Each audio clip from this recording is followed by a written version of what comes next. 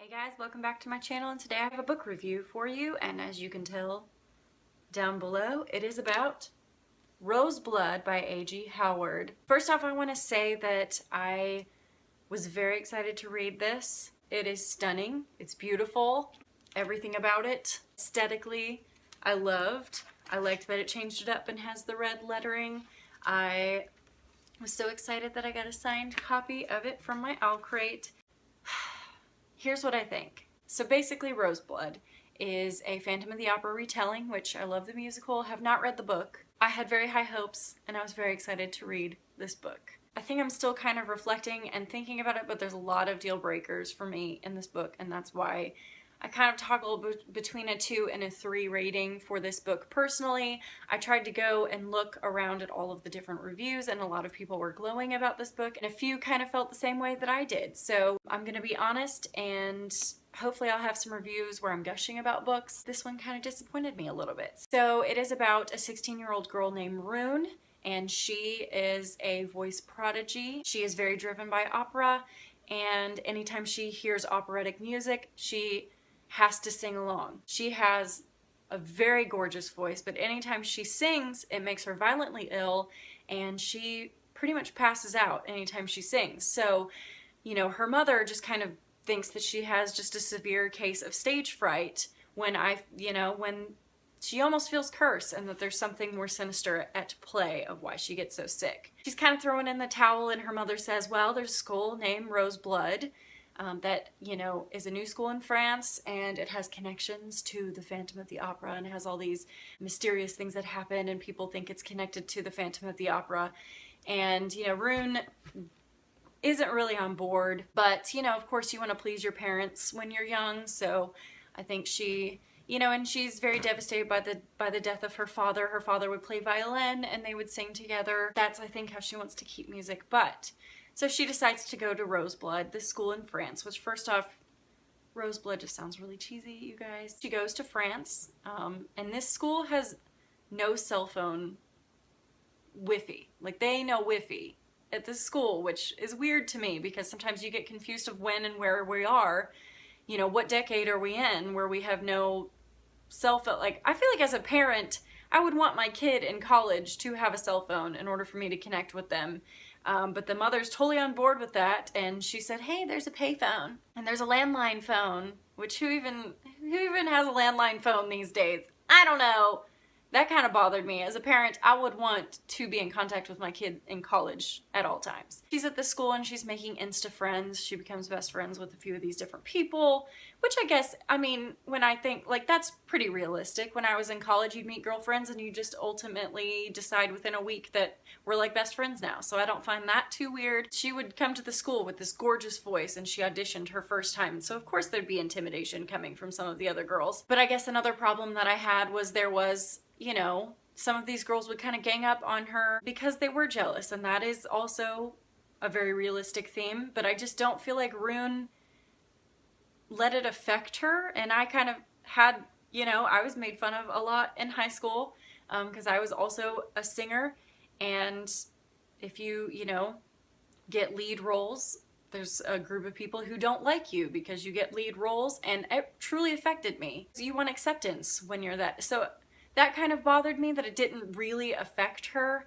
and maybe she had more self-confidence than I did, but I would have liked to see inner dialogue of her talking about how that affects her, and how, you know, she didn't want to go to class the next day because she'd have to see these girls, and none of that really happened, and that kind of fell a little flat for me. She would kind of talk about how these girls would go and meet guys and make out with them, and then she did the very same thing, and she was like making fun of these girls for being, you know, like harlots, and then yet she did the same thing. So I think what was lacking for me was character depth. I didn't get a whole lot of character depth from our main protagonist. Rune was just okay to me. She was not the coolest part of the book. Her friends were kind of fun. She had fun dialogues with her friends, and her friends would stand up for her. So basically, that was just her interacting with other people. Then she gets to this school, and she feels very weary, like someone's watching her the whole time. And there's a boy who does not go to the school, and he's in the garden, and his name is Thorn, which is a weird name to me. I don't know. I don't know. Thorn is weird to me. But also A.G. Howard finished books and she has them published, so she's way better than I am. So she meets Thorn, and with Thorn's help she kind of overcomes this cursed feeling she gets when she sings, when she passes out. So Thorn is able to kind of help her harness and maybe, you know, come to grips with what is really going on and why she feels that way every time she sings. And so, you know, of course the main protagonist is clueless, so we're finding it along with her. She's clueless a lot of this book. Like, she's very confused and doesn't know what's going on half of the time. Basically, I mean, it's not a spoiler that we find out that Thorn has connections to the Phantom, and it says it's the only father he ever knew, so we find more about that backstory. Thorn is somewhat of a son to the Phantom, and eventually you do kind of meet the Phantom, and I don't know if that's a spoiler. I don't think so, because I mean, obviously a Phantom retelling, you feel like there's going to be a face-off. There's one twist in this book that I was just totally not on board with, and I don't even know why it had to go there. I guess I was just thinking, like, what I thought the book was going to be was just nowhere near, and I just feel like it kind of went to a very annoyingly typical direction, and it's very annoying to me, and I kind of want to talk about it for like a second. So the very beginning I was into it, but then halfway through I just kind of dropped off, and I finished it to finish it, and I didn't hate it, but I didn't love it at all. The love story was kind of annoying to me because they just felt like they were soulmates at 16, which, not that you can't be soulmates at 16. There's just a lot of problems. Just a lot of problems. I just didn't like it. I finished it yesterday and I couldn't tell you half of the characters' names, which I feel like is bad. I kind of know the ending. I think it just, once that plot twist happened, I didn't really care anymore. Up to this point, I've been trying to be spoiler free. If you haven't read this book, I would recommend stopping here because I want to talk about the plot twist, because I'll say one word in the plot twist, and that's all I'll say. But anyway, thank you guys so much for watching it up to this point. After this point, there will be spoilers, so if you keep watching, it ain't my fault. It ain't my fault, okay? But anyway, thanks for watching, and I'll see you in my next video. Let's go on to the one-word spoiler. Okay. Plot twist. You know, really into it. You know, thinking, oh, cool, there's like a connection with the Phantom. She gets really violently ill and she passes out anytime she sings. And then you find out, you know, her father was connected with all of this, and the violin playing, and it was the same violin as like what Thorn's playing. And then, like, why am I getting so violently ill? Why did I almost kill some bro when I was making out with him at a rave? Like, why did I almost kill that bro? Why was I sucking his life? Why do I feel like I am like living more because I've killed 2 people? Maybe because I'm a vampire? That's what lost me. Like, they're vampires. Okay? Am I the only one who like feels like that's really like, really? I feel like I read that part and I think I just like laughed, and I was like, okay, well, I'm in this now. I gotta finish it. But I just thought the vampire part was really silly, and I didn't care. After that, I just thought, I had such high hopes, and I thought it was gonna go somewhere really cool, and I had all these like visions of what I thought it would be, and vampires.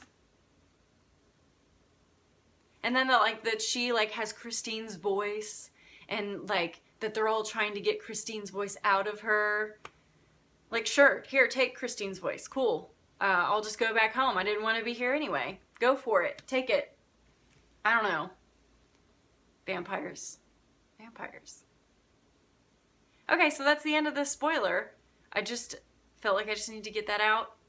And also, funny fact, I actually filmed this while drunk last night. I had a girls' night, but you know, maybe if I was drinking alone, anyway, like, don't judge me. But it was too ridiculous to post. So I decided to wake up this morning refreshed and post a review. But I'd like to get better at my reviews, do like book tags so they can keep track, but I definitely want to get better at my reviews. Just if you have any tips on you know, what you do to help with book reviews, because I'd like to get better at it. I feel like mine are a little all over the place, and when I'm editing, it's a mess. It's about a 2 or 3 worthy. So please let me know what you think about this down below. Maybe we can vent about it. Make sure that you don't have any spoilers in the comments section. Make sure you space it down a little bit so that vampires doesn't come out. Vampires. They're vampires. Let me know any tips you have for better, you know, so that I can improve my reviews. I'd like to be more on top of it and talk about more things, because I'm not very good at reviews thus far, but you know, I'm trying my best, y'all. I'm doing my best. Love you guys. Thank you so much for watching another one of my incoherent videos, and I will see you in my next one.